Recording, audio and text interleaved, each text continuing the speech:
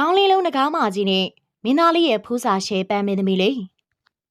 ရှေးတုန်းကဝေးလံတဲ့တိုင်းပြည်တစ်ပြည်မှာမော်ဆန်သောတစ်တော်များနဲ့မြင်မာတဲ့တောင်တဲများကြားလှပတဲ့နိုင်ငံတစ်ခုတည်ရှိခဲ့တယ်။ထိုနိုင်ငံမှာမင်းသားငယ်တစ်ပါးနေထိုင်ပြီးတော့ကမ္ဘာလာဆုံးမင်းသမီးကိုရှာဖွေကလက်ထက်ရန်ဆန္ဒရှိခဲ့တယ်။မင်းသားဟာလမ်းလျှောက်တိုင်းပန်းများပွင့်လင်းတဲ့အပြိုတော်တူကြောက်ကိုတနအီမှာကြားခဲ့ဘူးလေ။လူများကသူမအားပန်းပြည်မရဲ့သမီးတော်ဖြစ်သိကြပေမဲ့နှင်းများစွာသူမကပျောက်ဆုံးသွားခဲ့တယ်။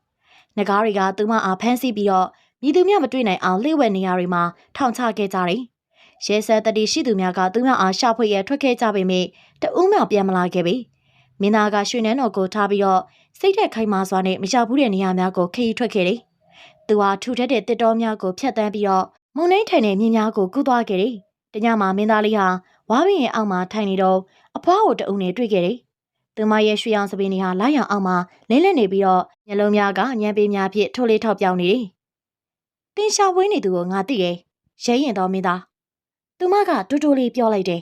။ဒီခေါင်းလောင်းလေးကိုယူသွား။တစ်ချက်တီးလိုက်ရင်လင်းယုံမင်းကတင့်ကိုကူညီလိုက်မယ်။နှစ်ချက်တီးရင်မြေခွေးမင်းပေါ်လာမယ်။သုံးချက်တီးရင်ငါမင်းကတင့်ကိုလမ်းပြမယ်။မင်းသားခေါင်းလောင်းကိုရိုသေစွာလက်ခံယူပြီးတော့ခီးဆက်ခဲ့တယ်။ရှက်များဟာသတင်းပတ်များအဖြစ်ပြောင်းသွားပြီးတော့တနေ့မှာသူဟာကြောက်တောင်ကြားလန်းထဲမှာထူးဆန်းတဲ့ဖို့တူနဲ့တွေ့ခဲ့ပါတယ်။အဖိုးကအပြိုတော်ကိုငကားမှဖမ်းထားတယ်။ခေါင်းသုံးလုံးလေးလုံးပါတဲ့ကြောက်စရာကောင်းတဲ့တရဝါပါ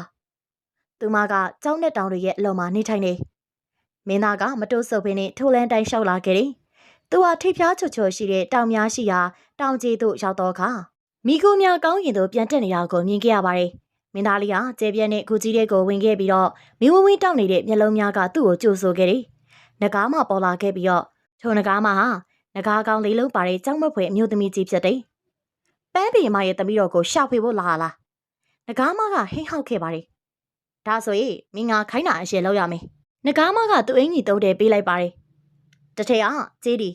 ဒုတိယထရငွေတတိယထရရွှေဖြစ်ပါတယ်။မင်းဒီမှာ3ရက်နေရမယ်။ဒီ3ရက်အတွင်းမင်းကမင်းသမီးကိုလည်းရှာရမယ်။နေတိုင်းမင်းကငါရဲ့မှော်ရိုးကိုရှာပြီးတော့ပြန်ပို့ရမယ်။နေဝင်ချိန်မတိုင်မီပြန်မပို့နိုင်တော့မင်းသေးလိမ့်မယ်။ထိုနေရာမှာမင်းသားကတယောက်တည်းမျိုးလင်းချစ်ကင်းပေးစွာထိုင်နေခဲ့တယ်။ဒါပေမဲ့သူဟာခေါင်းလောက်ကိုတတိယသွားတယ်။ထိုကသူဟာကျင်းနီအင်ဂျီကိုဝစ်စေပြီးတော့ခေါင်းလောက်ကိုတစ်ချက်တီးလိုက်တဲ့အခါလင်းယုံမင်းကသူ့ကိုကုညီရန်အတွက်ပြန်တက်လာခဲ့ပြီးတော့မုတ်တိများကြားမှာမော်ယုံကိုဖမ်းယူကမင်းသားရှိသို့ယူထောင်လာခဲ့တယ်။မင်းသားဟာလင်းယုံမင်းအားအချီးသွတင်ခဲ့ပါတယ်။ထိုနေ့မှာသူဟာပန်းမင်းသမီးကိုနေရာတကာရှာဖွေခဲ့ပေမဲ့မတွေ့ခဲ့ပါဘူး။ဒုတိယနေ့မှာသူဟာငွေအင်ကြီးကိုဝစ်စေပြီးတော့ခေါင်းလောက်ကိုနှစ်ချက်တီးလိုက်တဲ့အခါမှာမြေခွေးပြေမာကသူ့ကိုကုညီရန်ပြေးလာခဲ့ပါတယ်။သူမကရုပ်ရဲအနက်ကိုချီရခက်ကခြုံများနဲ့အရှိန်များကြားမှာရှာဖွေတွေ့ရှိခဲ့ပြီးတော့မင်းသားထံမှာဆက်သားခဲ့ပါတယ်။မင်းသားကမြေခွေးပြေမာအားကျေးဇူးတင်ပြီးတော့ပန်းမင်းသမီးကိုနေရာတကာရှာဖွေခဲ့ပေမဲ့သူမကိုမတွေ့ခဲ့ပါဘူး။နောက်ဆုံးနေ့ကိုရောက်လာခဲ့ပါပြီ။မင်းသားလေးကရွှေအင်ကြီးကိုဝစ်စေပြီးတော့ခေါင်းလောက်ကို3ချက်တီးလိုက်တဲ့အခါမှာ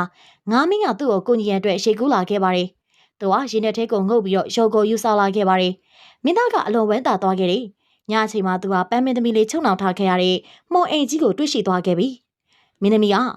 မိဒီမှာ3ရက်လုံးရှစ်တန်နိုင်ခဲ့တယ်။အခုဒီမော်အိမ်ကိုထိပြီးတော့ငါ့ကိုလွတ်အောင်လုပ်ပေးပါ။မင်းသားကသူ့မပြောတဲ့အတိုင်းလှုပ်ဆောင်ကထိုညမှာနဂါးမကအိပ်ပျော်နေစင်မှာပဲမင်းသားနဲ့မင်းသမီးတို့ဟာတိတ်တဆိတ်ထွက်ပြေးခဲ့ကြလေတော့တယ်။နဂါးမနိုးတဲ့အခါမှာဒေါသပြည့်ဟင်းရောက်ပေမဲ့အချိန်နှောင်းသွားခဲ့ပါပြီ။မင်းသားနဲ့မင်းသမီးတို့ဟာပန်းနှင်းတော်ကိုဘေးကင်းစွာရောက်ခဲ့ကြပြီးတော့ပန်းပြေမကသမီးတော်လေးကိုဝမ်းမြောက်စွာပွေ့ဖွဲ့ခဲ့ပါတယ်။မင်းသားလေးအလုံးဝမ်းသာခဲ့ပြီးတော့ကြီးကျယ်သောမင်္ဂလာဝဲကြီးကျက်ပါခဲ့ပါတယ်။ထိုနေ့ကနန်းတော်တစ်ခုလုံးမှာပန်းများနဲ့လှစေခဲ့ကြပါတယ်။မင်းသားနဲ့ပန်းမင်းသမီးတို့လက်ထပ်ပြီးတော့ဘဝသစ်ကိုစတင်ခဲ့ကြပါတော့တယ်။အစိုးရကြည့်ရှုအားပေးခဲ့ကြတဲ့အတွက်အားလုံးကိုကျေးဇူးတင်ပါတယ်ရှင်။ Like and subscribe လေးလုပ်ခဲ့ပေးပါအောင်နော်။